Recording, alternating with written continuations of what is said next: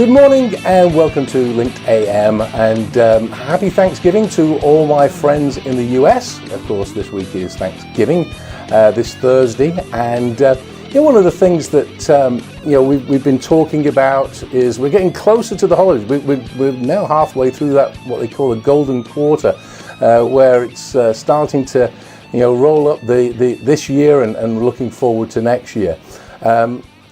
One of the things that we've actually started to get feedback on from the shows that we've been doing over the past couple of months, you can send me emails at askkarl@linkedam.com, is employee engagement. That's one big thing, and I think we talked about that on the last show with when we talked to Marta Gomez-Fry at the Colin SBDC. She was talking about how do you engage with employees.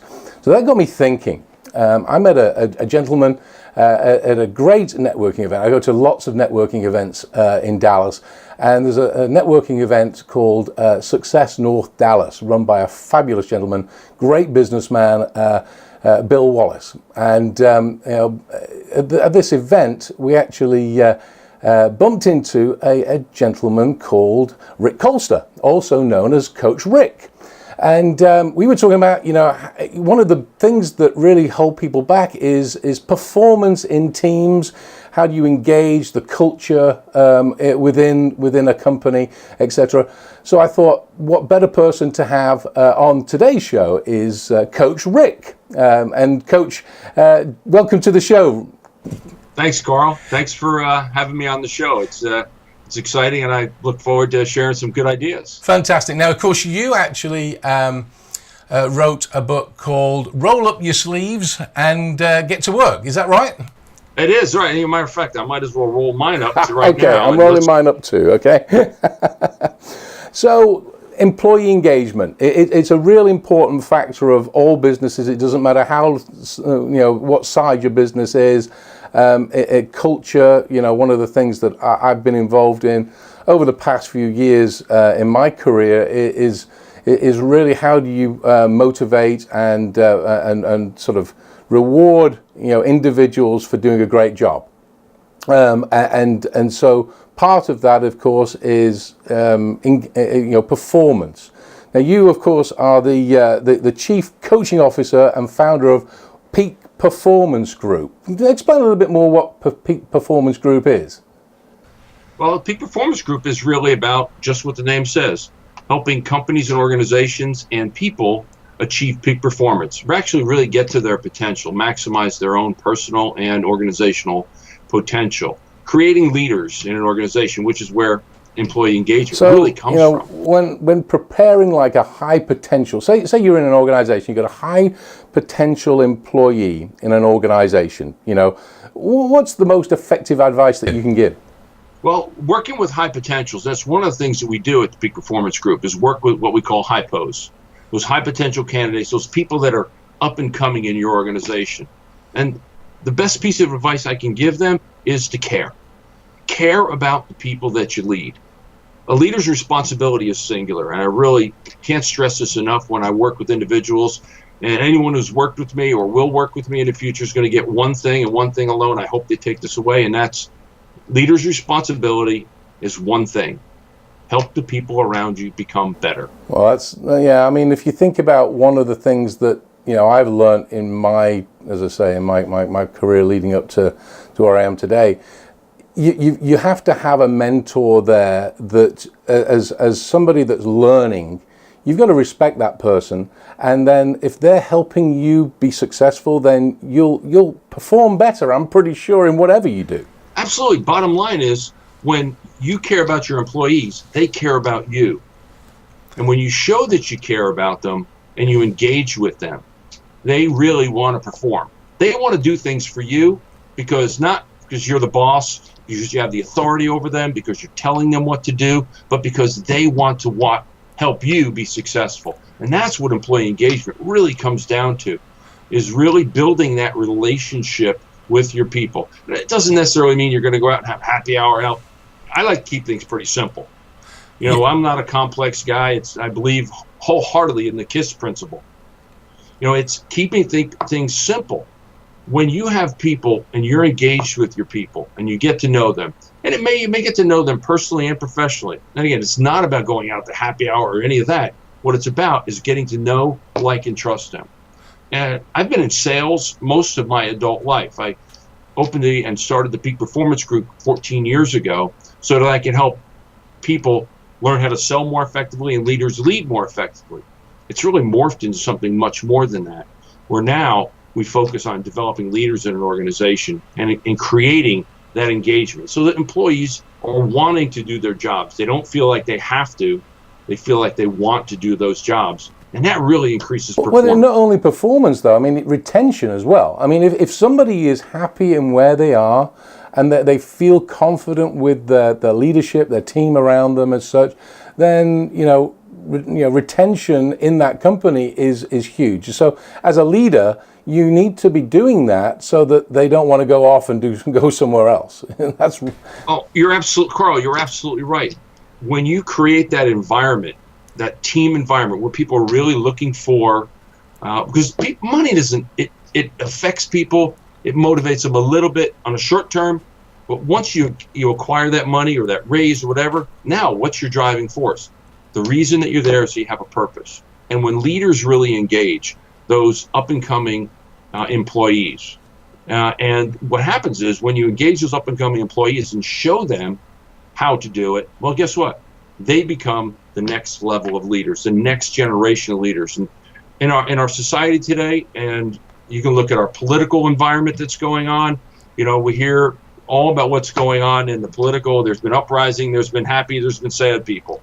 But it's really about creating those new leaders in the future. And I'm watching what's going on in our politics today, and not to get off on a political tangent, but what he's doing is putting in a younger base of people that are the up-and-comers for the future. I think there's, one of the statistics that I've seen out in the workforce is that there's going to be a big gap. There's a lot of people coming up to retirement, and there's a lot of experience there that's all of a sudden is going to go away. And so that gap between where these new up-and-coming people are and the gap of where the experience is going to retire. And I'm finding that a lot of people are saying, you can't retire yet because you know too much. You're actually got a lot of information. So becoming a leader and then transferring that knowledge base, I think, is huge in today's business because of that gap that's going to happen in the next 2 to 3 years, I've heard. Well, Karl, you must have been sitting and reading my business plan, because that's exactly what we're doing. We're going out to organizations, associations, and looking and creating what we call emerging leaders programs or pipeline for leadership development. Really taking that gap that you said, it's real, and it's there. There's a 10 to 15 year gap between up and coming leaders and current leaders. Is bridging that gap, creating those leaders, and building not just basic leadership, because we don't even teach leadership anymore. It's something has been a dying art. They'll teach you how to do things, but they're not teaching you very technical things, but they're not teaching you how to lead people. And as we grow in an organization, and that's where the engagement comes in, as you grow in an organization, you become less dependent upon your technical skills and more dependent upon your people skills. How do you interact with people? It's the most important asset in any organization. It's bottom line. Yep. Because if you don't have people, you don't get things done. It's like I say you can have a great system and lousy people, and they're not going to use it right. But you can have a mediocre system or systems and great people. They'll learn how to make them work great. Yep. So work on your people. For any business owners that are listening, that are watching, right now is work on your people. Develop them. They're the most important asset you can ever have. And that's what we've been doing here at Peak Performance Group. We created a 3-year program that really allows a company to mature its leaders, that goes from basic leadership to mentorship to masterminding. So in an organization, do you work with only the top tier leaders, or do you work with all different sort of levels within an organization? How do you work? Well, that's a great question. We really start at the top, because change has to start at the top. You have to begin at the top because the buy-in gets there. And we create a common language within an organization that filters down to those new and up and coming leaders. I love working with emerging leaders. To me, that's like gold. That's the epitome of where we need to work. I love working with execs, but these young folks, watching them come up, and maybe I should have been a real coach and a sports coach watching young kids. I think my favorite time of my life was coaching my daughter's soccer team when they were like 9, 10, 11 years old, and watch these girls, and she's 22 now, and her friends go, "Hey, Coach Rick," because now they remember me not as my business coach, but as that guy who let them have fun, enjoy it, showed them how to play a little soccer. Some of them went on to play and did well. Others went on to other things, but they learned that. And watching them grow has just been amazing and fun. So, yeah, working with all levels in an organization is really fulfilling. Number one, it's incredibly fulfilling, but also it's also productive in the organization and makes the organization really, really effective. I think that makes a lot of sense. I coach my kids as well at soccer because or football. I call it football. I mean, hey, but I have to put American in front of football when Somebody said to me the other day, "You don't have to put American in front of football. We know what you're talking about." I said, "No, not my kind of football." Anyway. But coaching is, you're right. I mean, I've taught my little boy, he's now 11, my daughter's now 13, and I taught them since they were peewees. And I saw them all herding around, like you do on the soccer field, and then emerging to where they actually know their position, they know where to go, and they know how to score. And I wrote a blog on LinkedIn a few months ago. It says, "Play to the final whistle." And it has a sporting analogy about you've got to keep going and don't stop until you get that end result that you want, and that's scoring the goal. But anyway, that's another conversation. I think you need to come back on, and we'll have another segment on that. But I think the book, Roll Your Sleeves Up and Get Work Done, is actually talked about as being a playbook. Type of thing, and so tell me more about what is the message that book you're trying to get out there into the audience who's watching this today. I think the big message is you can do anything if you put your head to it. Number one, and as I'm a former collegiate football player, the kind where you wear helmets and that's the kind of oblong. Oh yeah, I know that. We call it rugby, but we don't wear a helmet. But there you go. So, but really looking at that, the message behind the book and why I wrote the book was to really let people know that it's 3 major things that you can do that will help you be successful. I call it, the secondary title was The Bald Truth About Making Things Happen. And yes, it's a play on my haircut. I just thought you'd had a new haircut then today, so I wasn't going to. So, but it's really about 3 things. You got to wake up and have the right attitude. The message is, your attitude drives everything that you do.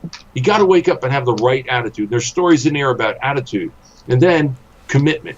You got to make a commitment to your success, to your company, to the organization, to your people, to develop them and be the best. Whatever that commitment might be, is making that commitment. And bottom line is, finally, it's rolling up your sleeves and getting to work. We can take all the commitment. We can take all the effort. We can put all the plans together. We do all these things. But if we never take action, it's just a whole lot of hot air. It's one of those things that if you have 5 frogs sitting on a log and 4 decide to jump off, how many frogs are on the log? Right. Uh-huh. 5. They only decided. They didn't actually do anything. Right. And in today's society, and I'm sorry to say, but I see a lot of not doing, a lot of talking, a lot of meetings, and one of the things I do in companies, I cut meetings right out. Man, you got a 5-minute meeting. Everybody gets 2 minutes. What are you going to do? Who, what, and when? Who's going to do it? What are you going to do? And when are you going to do it? Action points. It's there because let's get out of the meeting room. Let's get out of the talk and let's get into getting into action. Let's put the rubber where the road is and let's get moving forward. So the message is, roll up your sleeve, is wake up, have the right attitude. Because if you wake up with pardon my language, a cruddy attitude, you're gonna be cruddy all day. Yeah.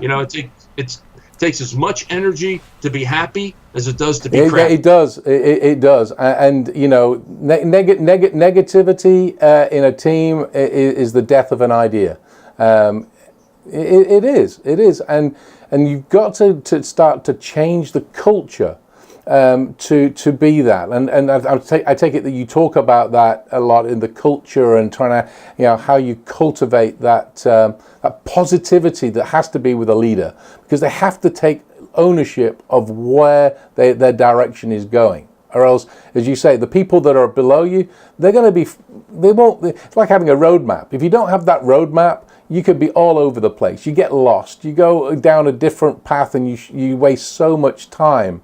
But if the leader is there to corral and to sort of say, okay, that's where we need to go and let's go and do it. That's your role. That's your role. Let's go and do it, and let's come back and make sure we've got results from what we're going to do.